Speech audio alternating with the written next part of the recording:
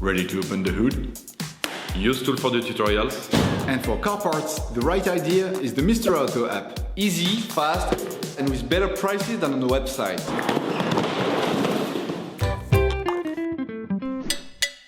You will find the bulk, brake discs and pads used in the video exclusively on the Mr. Auto website and through the link in the description. Turn your engine off. Pull up the handbrake. Pull on the bonnet release lever and open the bonnet. In the area of the windscreen screen, remove the plastic cover by lifting the two plastic tabs.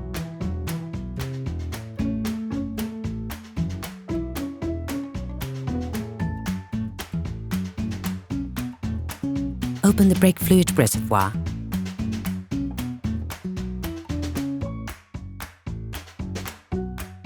In order to change the rear brake discs and brake pads on your vehicle, you must first lift the rear of your vehicle and remove the wheels to gain full access.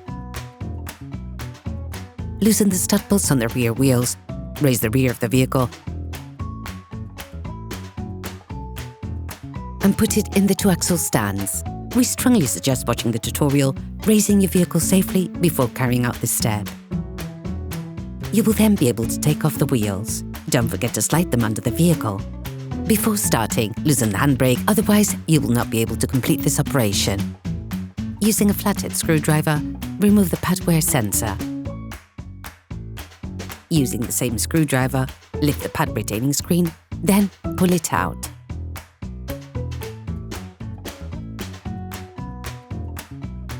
Using a thin flathead screwdriver, remove the caps covering the caliper mounting bolts.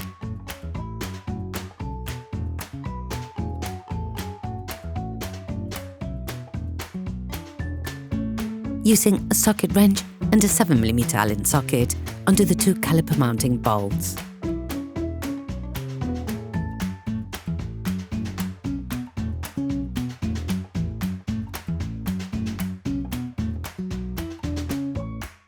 Remove the brake caliper by levering it off with a flathead screwdriver. You can now remove the pads.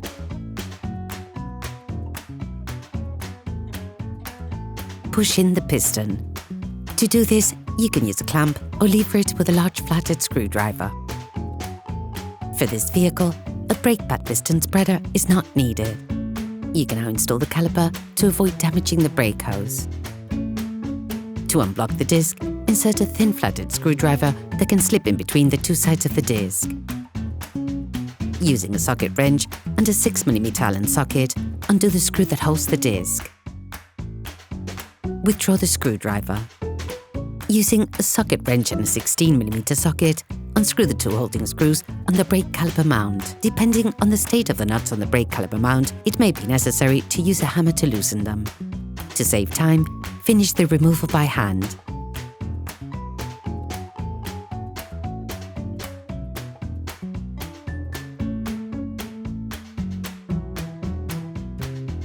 Take off the brake caliper mount. Finish removing the disc retaining screw to remove the disc. Sometimes the disc may get stuck on the hub. If this happens, use a hammer to remove it. Clean the hub with a wire brush. And once that is done, coat it with copper grease. This will help avoid deterioration caused by oxidation and aid with future interventions.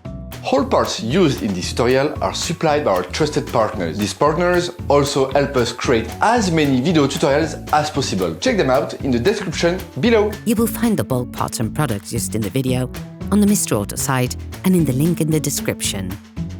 Take your new brake rotor. Before installing the new disc, it is vital to clean it using brake cleaner and paper towels to take off the storage paraffin. If your new disc is painted, you can place it directly onto the wheel hub.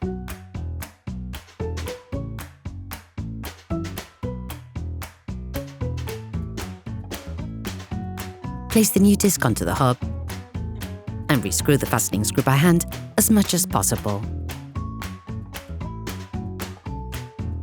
Using a wire brush, clean the brake caliper mount on the area of the pads. This will make it easier to put them in place.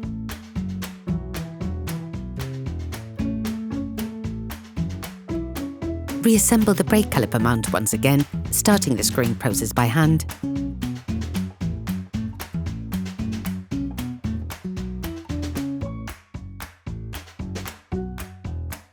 And finishing with a socket wrench and 16mm socket to fix them in place.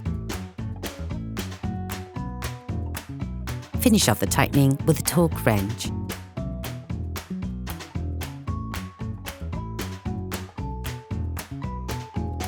Reuse the screwdriver technique to stop the rotation of the disc. This will allow you to fully tighten the fastening screws of said disc. Take the new brake pads. Coat the end of the new pads with copper grease.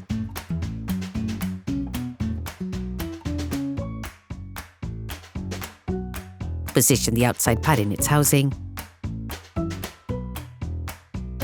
Then put the pad on the piston side in the brake caliper. Put the brake caliper in place on the brake caliper mount, pushing it in as far as possible.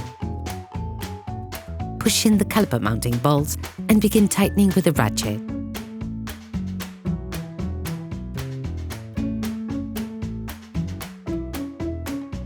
Finish off the tightening with a torque wrench.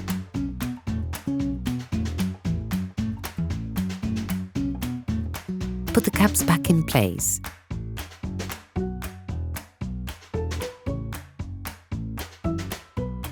Put back in place the holding springs on the pads. Ensure that the spring is fully inserted into the hole. Replace the pad wear sensor. You can now repeat the operation on the other side. Put the wheels of your vehicle back on and lower it to the ground. Before starting your car, don't forget to screw the brake fluid stopper back in. Be careful.